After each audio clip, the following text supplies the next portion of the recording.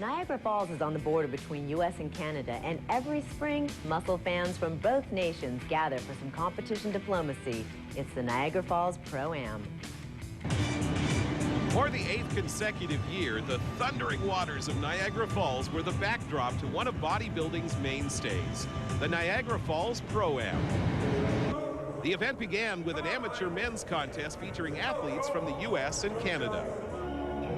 Coach Andetka is the personification of improvement. Just 2 years ago, he placed second in the Junior Nationals as a bantamweight. This year, he competed as a full-fledged middleweight at just 5'4". Co-immigrated from Laos at 4 years old, and he feels his dreams have been even more important than his genetics in developing his physique.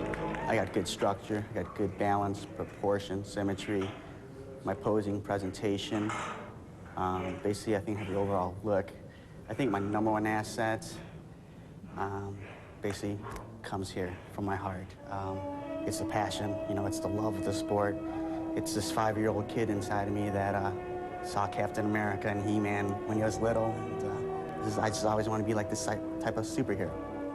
Scott Hammond was the only teenager in the contest, but in a daring move, competed among the men's light heavies.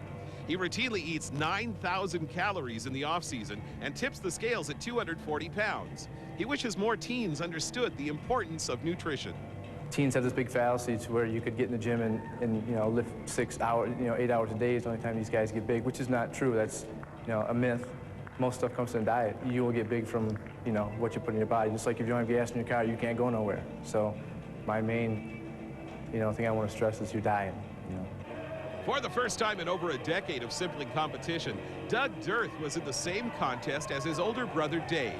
Of course, Doug, who works as the marketing manager for Power Bar, was in the amateur division while Dave competes as a pro. Kevin Martin began training at 12 with his older brother at home.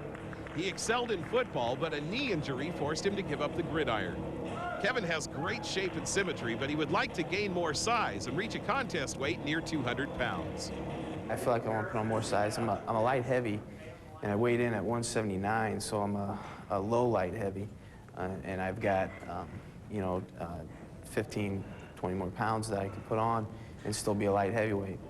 Heavyweight and overall champion Mario Carrier used the contest as a warm-up for the Canada Cup, a pro qualifying event where celebrated star Bruce Patterson earned his professional status. When the stage was cleared, the pros prepared to do battle. This was the first professional contest for North American champion Jeff Pouin. Not only did he have new upper body mass over last year, but a new soulmate in the form of his new wife, Donna.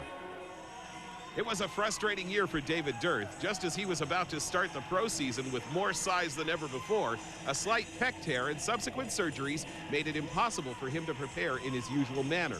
And believe it or not, David plans to get even bigger. I think any bodybuilder that told you they were happy with their size would be lying. You know, you always want to add an inch here or gain a few pounds there. You know, of course, my objective is to gain a little bit of size, but I'd like to try to maintain a good balance. Darrem Charles continued to wow everybody with his physique and artful posing. He made enormous improvements to his physique after moving from Trinidad to the United States. You're exposed to more knowledge, and of course, the supplementation is more affordable in the States than back in my country, and you know, all the benefits are here. Milos Sarcev was back almost 20 pounds heavier than the previous year. From the former Yugoslavia, Milos attributes his new growth to the use of the revolutionary engineered foods that are changing the supplement industry. For years, I didn't believe in supplements. I just thought if you have a high protein, low fat, moderately high carbohydrate intake, you're going to achieve what you want. However, 3 years ago, I started a new supplement. It's called Matrix at the time, and I took it just like anything else, and I didn't really believe it's going to work. Well, ever since then, I made the biggest improvements, and I can carry it only Matrix. Achim Albrecht seems to be thriving in his new family life in rural central California. The German giant is now the father of 2, yet is bigger and better than ever at 270 pounds.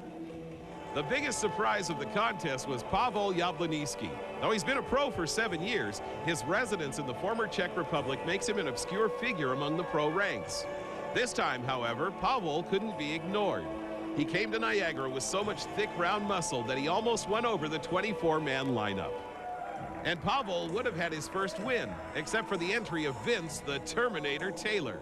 Vince has been winning at least one pro contest a year since he turned professional in 1988, and was at an all-time high body weight of 228 pounds here. The added size was a result of something Vince hadn't enjoyed in years, an off-season. So this time, after a year-and-a-half layoff of extensive 2 times a year, peaking in the beginning of the year and at the end of the year, I had almost 2 years of off-season, and I've been able to put some pounds on. A sad epilogue to this event came weeks later when promoter David Levine announced his decision to no longer stage the Niagara Falls Pro-Am event. For the loyal fans and competitors who look forward to this annual muscle tradition at the Falls, it was like saying goodbye to a good friend. The Fame Championships has featured many stars, including amateurs like Steve McLeod, who's become a heavyweight sensation on the national level. The pros who have triumphed at Niagara Falls include Eddie Robinson, known for his incredible thickness; ageless Al Beckles, who won over a lineup of men half his age; Porter Cottrell, a consistent pro contender and one of the sport's true ambassadors; and Henderson Thorne, who satisfied the largely Canadian audience by being the show's first champion from that nation.